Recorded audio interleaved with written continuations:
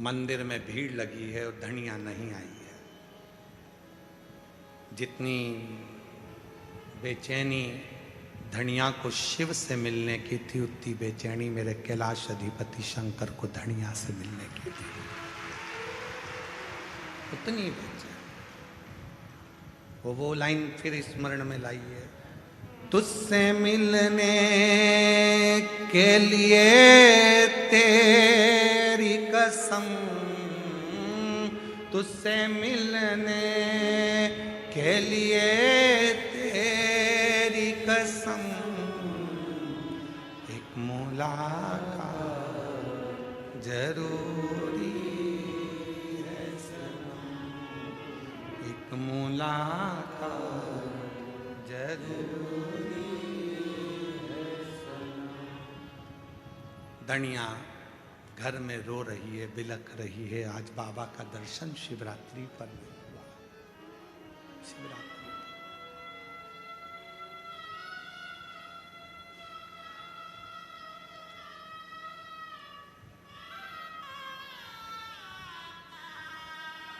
चलिए, मेरा भोला बाबा गाढ़े दूध को नहीं देखता, मेरा भोला बाबा गाढ़े विश्वास को देखता है। गाढ़े विश्वास। धनिया निवेदन कर रही है, शंभो आज तू बड़ा सजा होगा, आज शिवरात्रि है। मेरे पास दूध नहीं है ना, तो इसलिए मैं आई नहीं हूं। पर कल थोड़ी ना दूध की जरूरत पड़ेगी, कल तो मैं मंदिर आऊंगी, जल चढ़ाऊंगी। जैसे कुबरेश्वर धाम का फुलेरा दूज, रुद्राक्ष महोत्सव की सबसे बड़ी जान होती है फुलेरा दूज। उसी फुलेरा दूज के दिन जो रुद्राक्ष कैसे भी होते हैं, इतने प्रबल और सिद्ध हो जाते हैं कि वो औषधि का कार्य करना चालू कर देते हैं। उसी फुलेरा दूज की महत्वता कुबरेश्वर धाम पर रहती है, इसलिए दुनिया के लोग 7 दिन की शिव महापुराण में फुलेरा दूज का दर्शन करने कुबेर भंडारी की चौखट की धूल लगाने के लिए आते हैं।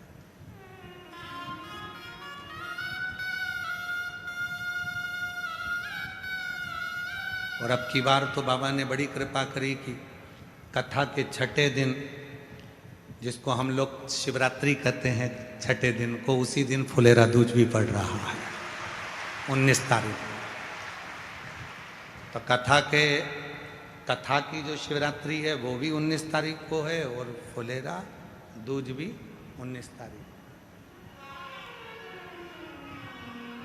फुलेरा दूज भी 19 तारीख। और शिव महापुराण की कथा, शिव महापुराण की शिवरात्रि और फुलेरा दूज, तीनों का संगम इस कुबरेश्वर धाम पर, बाबा के धाम पर होगा। और पूरा विश्व उसको, पूरी दुनिया उस फुलेरा दूज के महाउत्सव को देखेगी। जनमानस के आनंद का केंद्र।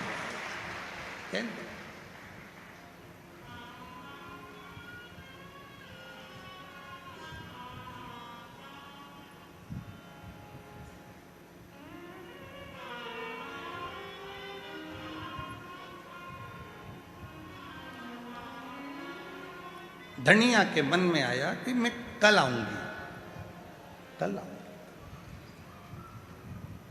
आज तो दूध चढ़ना है ना, तो मेरे पास में है नहीं, मैं कल जरूर आऊंगी, कल पहुंचू।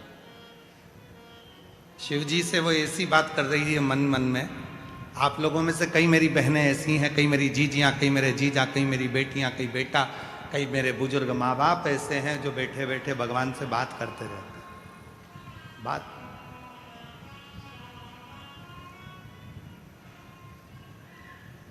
कल आऊंगी मैं। और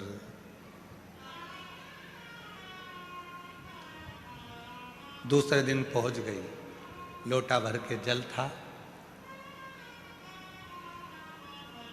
दरवाजे से अंदर जा रही थी, एक बुजुर्ग, मस्तक पर त्रिपुंड लगा हुआ था, बड़े बड़े नेत्र थे, बड़ा सुंदर सा दिख रहा था। डंडा टेक कर आकर खड़ा हो गया। मां, ए मां, थोड़ा सा दूध दे दे ना तेरे लोटे का, थोड़ा सा दूध तेरे लोटे का दे दी ना। धनिया कहती है, रे बाबा सटिया गया के, हरियाणा की भाषा है, सटिया गया है के?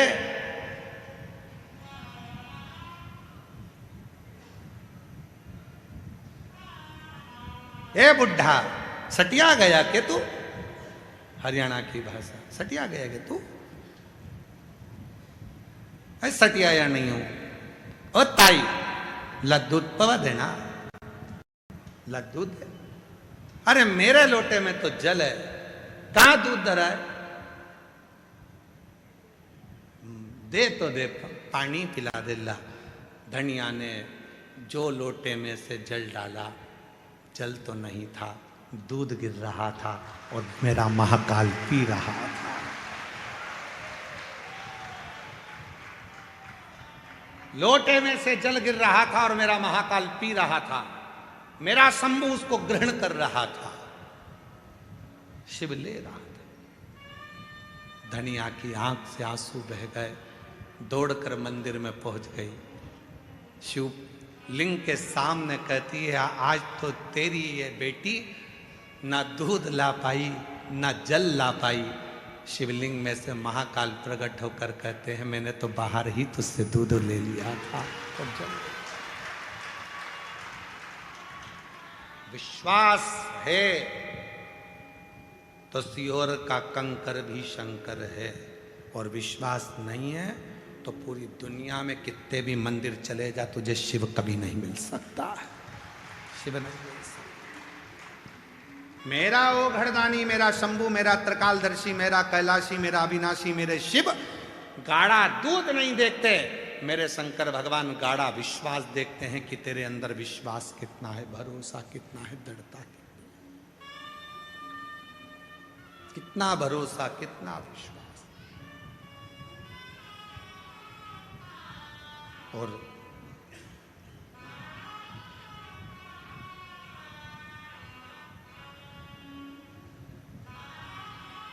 जब विश्वास दृढ़ हो जाता है तब शिव सामने आता है, तब भगवान शंकर सम्मुख होता है।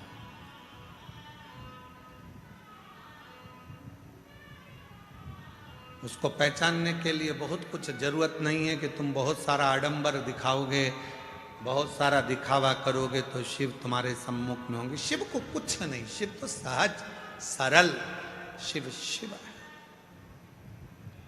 भगवान सहज हैं, सरल हैं, उनको कुछ नहीं, उनको तो भोला सा स्वभाव, भोला सा स्वरूप। चलो ये कथा भी जान दो, एक महाभारत की कथा भी आती है।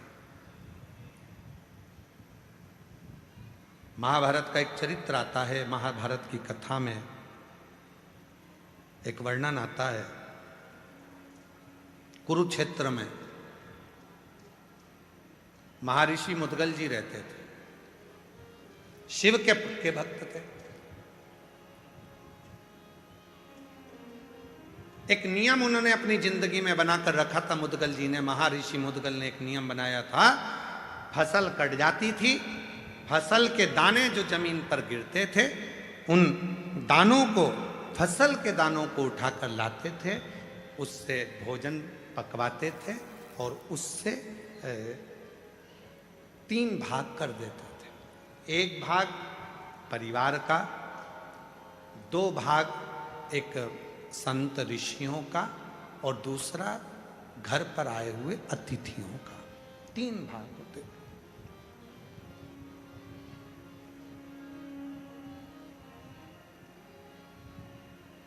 कुरुक्षेत्र में रहते थे मुद्गल जी, शिव के बड़े उपासक थे, शंकर की बड़ी भक्ति करते थे, इतनी आराधना साधना करते थे, पर नियम ले रखा था, मेरे बहू भी आएगी तो मेरे नियम पर चले, मेरे बेटे भी मेरे नियम पर चले, और पिता ने जो नियम बनाया है उस पर यदि संतान चलती है तो एक दिन उन्नति के मार्ग पर आगे बढ़ ही जाती है, निश्चित। मुद्गल जी ने नियम, और मुदगल जी ने क्या नियम बनाया कि जो भी जमीन पर अन्न गिरेगा उसका दाना लाएंगे, उसको पिसवा कर उसका अनाज बनाकर पकाकर 3 हिस्से करेंगे। एक हिस्सा भगवान ऋषियों के लिए, दूसरा तिथियों के लिए और तीसरा अपने परिवार के। यही क्रम चलता रहा, यही क्रम चलता रहा। अब बारी आई है मेरे भोले बाबा की परीक्षा की। शिव जी ने परीक्षा लेने के लिए एक ब्राह्मण का रूप ले लिया और मुदगल जी के घर पहुंच गए। कब पहुंचे? जब पूरी पृथ्वी पर अकाल पड़ गया, अन्न का दाना ही नहीं होता, और अन्न का दाना ना होकर अकाल जब समाप्त हुआ तो लोगों ने अपनी जमीन को जोता है, तैयारी करी है और अन्न बोया है। उसमें से थोड़ा सा अन्न उठाकर लाए थे, थोड़ा सा मिला था, बहुत थोड़ा सा। उसके भी 3 हिस्से कर दिए गए थे। एक संत ऋषि के लिए, दूसरा तिथि के लिए, तीसरा अपने परिवार के लिए। और मिला कितना था? आज 3 महीने के बाद जो खाने के लिए भोजन मिला था उसमें केवल एक एक गासा, एक एक कोरा, एक एक टुकड़ा हिस्से में आया था। मुदगल जी के हिस्से में, मुदगल जी की धर्मपत्नी के हिस्से में, उनके बेटे के हिस्से में, उनकी बहू के हिस्से में एक एक, केवल एक एक टुकड़ा अन्न का आया। एक एक टुकड़ा, इससे ज्यादा नहीं, केवल एक टुकड़ा।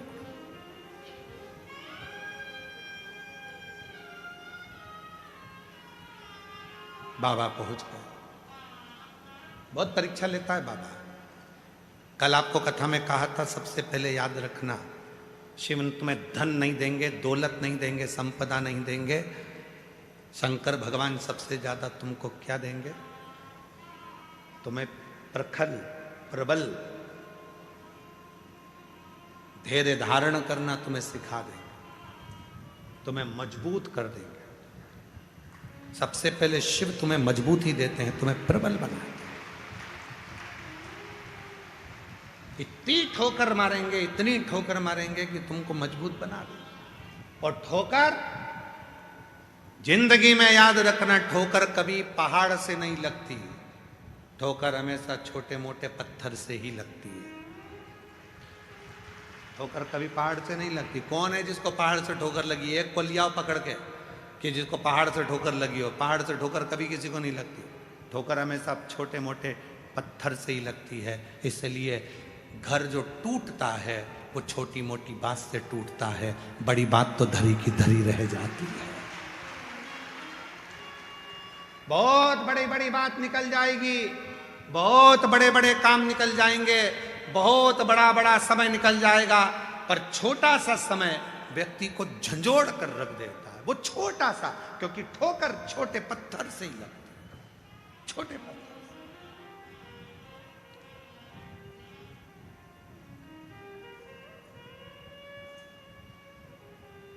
आप लाखों की संख्या में आए हो, जितने ये 3 डूम का 1 डूम है, पीछे 3 डूम लगे हैं, इधर पंडाल अलग लगा है, इधर टेंट पंडाल अलग लगा है, मंदिर प्रांगण में लोग बैठे हैं, 3 पंडाल पीछे हैं, ग्राउंड में लोग अपना अपना चादर लगाकर, झोपड़ी बनाकर बैठे हुए हैं, नीचे धर्मशाला के कहीं कहीं पेड़ों की छांव में लोग बैठे हुए हैं।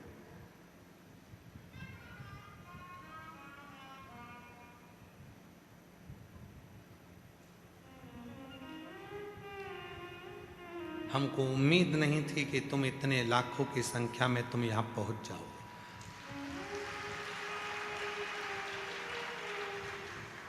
कारण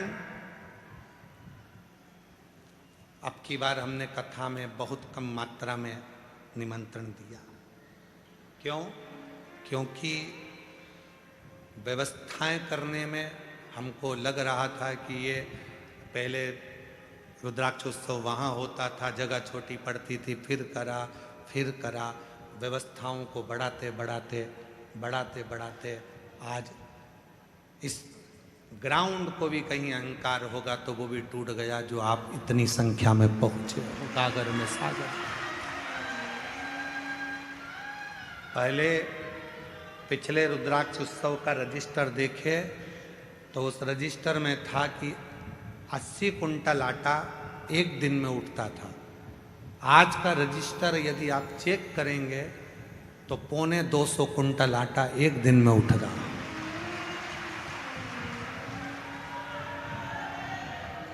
परोसने वाले ये पूरे मालेगांव की टीम बैठी हुई है और 250 कुंटल आटा और लगभग 250 कुंटल चावल प्रतिदिन का उठता है बाबा के, प्रतिदिन 250। उतना ही मिक्सचर, उतनी बूंदी, उतना ही मक्खन बड़ा, सब सामग्रियों का अंदाजा जरा लगाया जाए।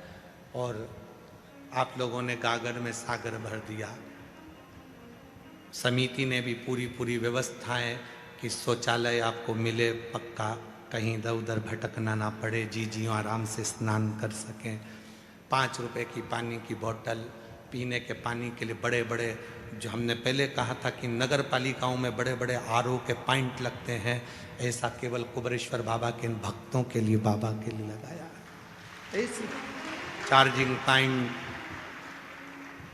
पार्किंग स्थल समिति की ओर से निशुल्क, पानी निशुल्क, भोजन निशुल्क, ठहरना आपका निशुल्क, सब शिव भक्तों की है, शिव भक्तों को लगा।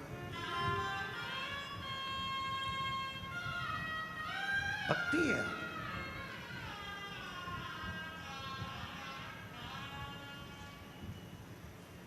और आज भी हम बाबा जी से कह रहे थे, भोलेनाथ जी से, बाबा धीरे धीरे भेजना इनको, हो यहाँ धीरे धीरे भेजना, आराम आराम से। बाबा संभालना, प्रशासन संभाल रही है, तू भी संभालना, धीरे धीरे संभाल। जब तुम्हारी संख्या बढ़ती है तो हमारा बीपी बढ़ता है।